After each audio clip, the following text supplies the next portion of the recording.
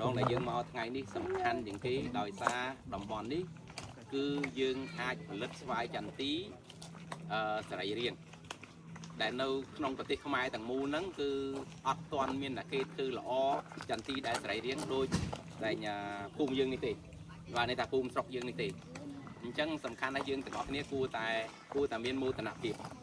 អញ្ចឹងថ្ងៃនេះខ្ញុំក្នុងនាមសហព័ន្ធស្វាយចន្ទីកម្ពុជាយើងបានជួយសម្របសម្រួលរវាងក្រុមហ៊ុន Empol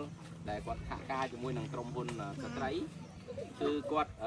ធ្វើការជាមួយគ្នាដើម្បីជួយគ្រប់គ្រងក្នុងការទិញចន្ទីសរីរាង្គពីសហគមន៍ចំនួន15នៅកន្លែងនេះដើម្បីយកទៅកែច្នៃនាំចេញទៅទីផ្សារពិភពលោកជាពិសេសទៅទីផ្សារអាល្លឺម៉ង់អញ្ចឹងស្វាយចន្ទីយើងមានមោទនភាពណាស់យើងលក់ទៅលក់ដល់ប្រទេសអាល្លឺម៉ង់អញ្ចឹងណាហើយដោយសារយើងមានដំណាំស្វាយចន្ទីពិសេសនេះហើយបានមានថ្ងៃនេះឡើងអញ្ចឹងយើងចង់ឲ្យថាយើងយកឱកាសស្វាយចន្ទីដែលមាននៅពេលនេះដើម្បីជាឱកាសមួយឲ្យកសិករនៅតំបន់នេះគាត់អាចទទួលបានផលប្រយោជន៍ច្រើនពីស្វាយចន្ទីហើយក៏ចង់ឲ្យមិនត្រឹមតែកសិករចង់ឲ្យកូនចៅរបស់កសិករហ្នឹងឲ្យយល់អំពីចន្ទីហើយខំប្រឹងរៀនសូត្រដោយសារស្រុកខ្មែរយើងគឺយើងមានស្វាយចន្ទីល្អជាងគេបំផុតនៅលើពិភពលោកអញ្ចឹងពូឬក៏អាចថាហៅពូចុះ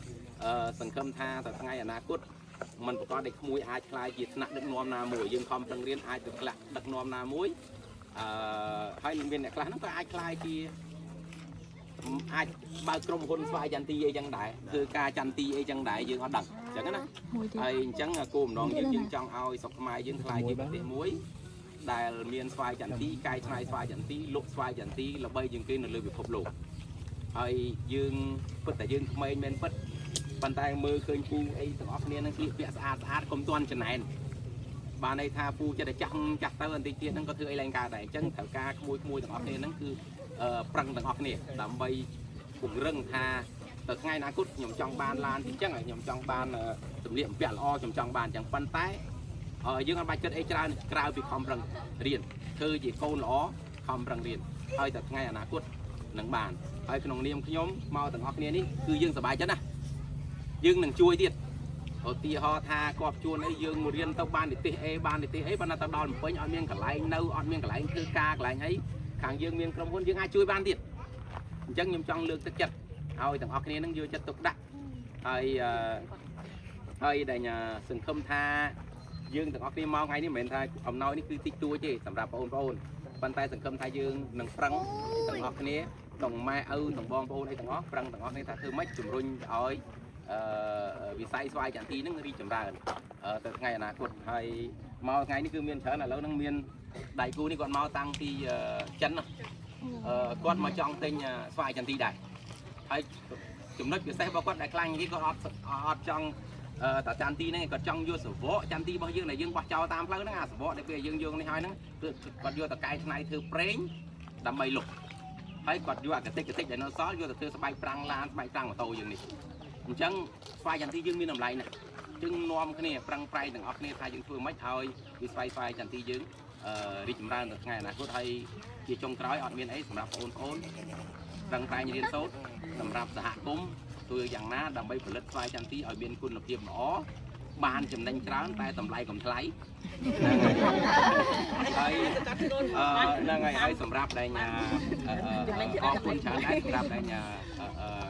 ក្រុមហ៊ុន Empol ហើយជាមួយនឹងក្រុមហ៊ុនស្ត្រីដែលគាត់សហការគ្នាដើម្បីធ្វើយ៉ាងណាជួយទិញស្វាយចន្ទីសរីរាង្គទាំងអស់នៅឆ្នាំហ្នឹងគឺគាត់សម្រាប់ថាគាត់ទិញទាំងអស់ហ្មងអត់ឲ្យសល់អញ្ចឹង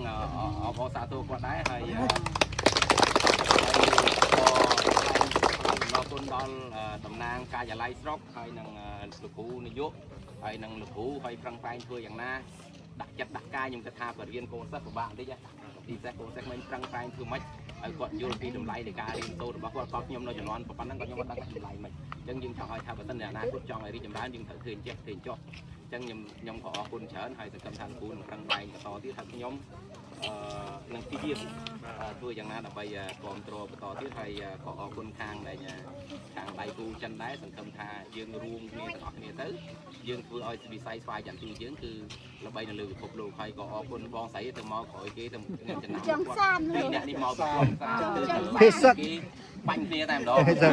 ហើយគាត់ជិះម៉ូតូពីនោះមកមិនធម្មតាទេមកដល់នេះហើយក៏អរគុណច្រើនដែរហើយថ្ងៃនេះយើងមានការនិយាយមួយគ្នាច្រើនហើយយើងមិនមែនមកជួបហើយទៅបាត់មកយកតែព័ត៌មានបានយើងធ្វើការមួយគ្នាព្រោះទីមួយគ្នាថាធ្វើមិនឲ្យបានចំណេញទាំងអស់គ្នាអញ្ចឹងខ្ញុំមានប៉ុណ្ណឹងហើយសូមឲ្យអ្នកសម្របសម្រួលធ្វើការងារនេះទៀតទៅហើយយើងចាប់ដើមចែកណយតែម្ដងសូមអរគុណ